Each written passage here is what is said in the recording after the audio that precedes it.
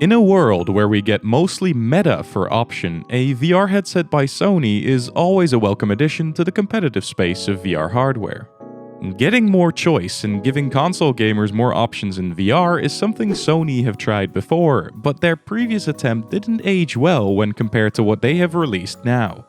Now, they have set a new bar for console VR, while even rivaling some PC VR options of today. It is safe to say I am excited for this package of VR joy. A blue and white package covered with a bunch of Sony branding, in fact. At first glance, the box looked solid and quite sizable, and as soon as you open it up, you are initially greeted by a little accessory box containing some booklets, the earplugs for the headset, and a USB charging cable for your controllers. A little odd that it is a single cable for two controllers, but I guess most people these days have another one laying around in some random drawer at home.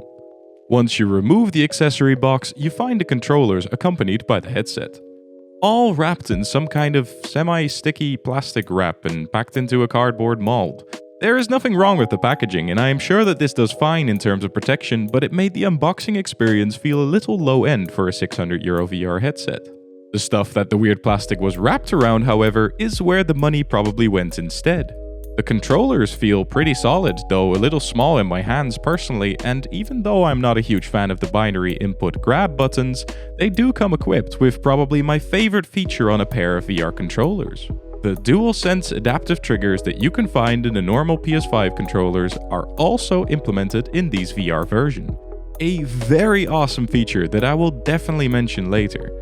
Overall, the controllers were pretty nice. All of the buttons on the controllers have touch sensors to add to the social immersion of hand gestures, for instance, and the overall design, though confusing at first, was pretty sleek in my opinion. The headset itself was a little uglier. Unwrapping this one reveals a large, derpy-looking HMD with a halo-designed head strap. The front faceplate houses the 4 tracking cameras, a power button for the headset, an IPD adjustment dial, a switch for on-demand pass-through, and the button to adjust the distance between the lenses and your eyes. The head strap itself can be easily adjusted through the button knob combination at the back, and the padding felt soft but firm enough to hold on to your head. From the outside then, this headset looks relatively simple and easy to work with. But it isn't until we look at the business end of the headset that we can find some more exciting features not all that common in the current VR consumer market. Coming equipped with 2K by 2K OLED panels and the awesome addition of eye tracking, it seems like the Fresnel lens type setup is the only thing still kind of stuck in the past. Even the cable is a huge upgrade from Sony's previous model and will make even those that generally hate tethered headsets kind of happy. Maybe. But what makes me very happy is the fact that I get to try this bundle of excitement that is the PSVR2.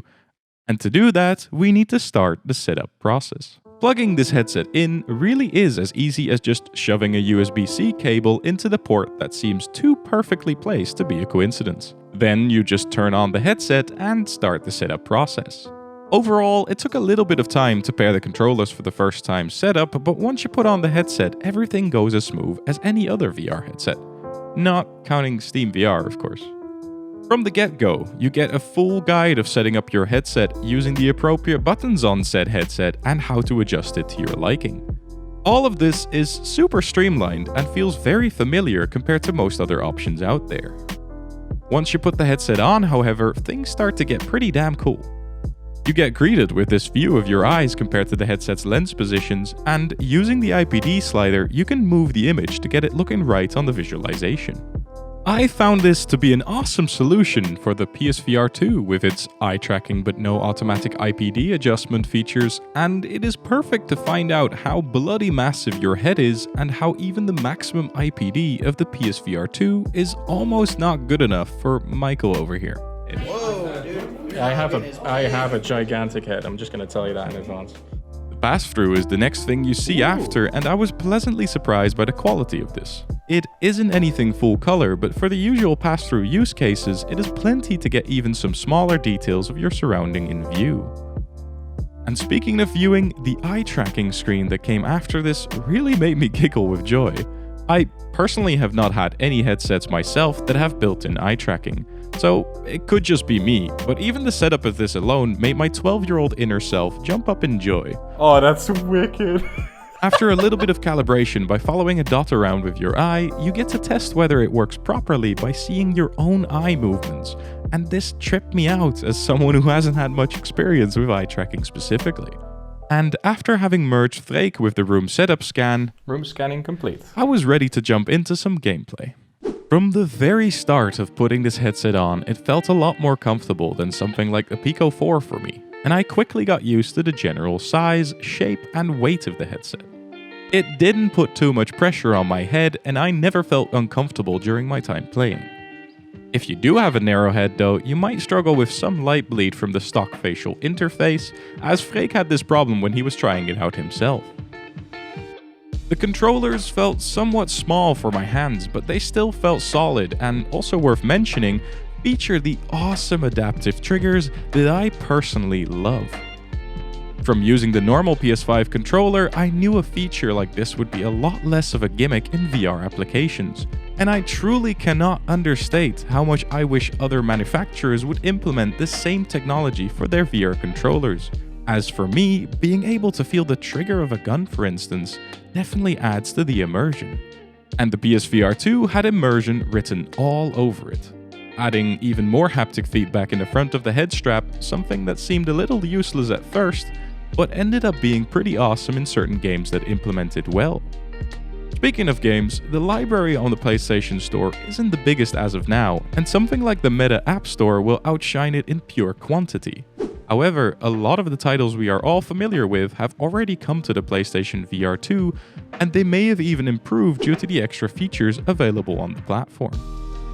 Sony probably will get some PlayStation exclusives in there too, and given the way this headset pleasantly surprises me, I can imagine that game library will steadily increase as time goes on. As for the audio, it seems to miss out on the wow factor of something like the Valve Index, obviously, as Sony probably saved some money with their solution, but the 3.5mm jack in the back of the head strap does allow for any kind of pair of headphones or earbuds you would want to plug in. And overall, I would say the headset, though comfortable, feels a little bit on the fragile side.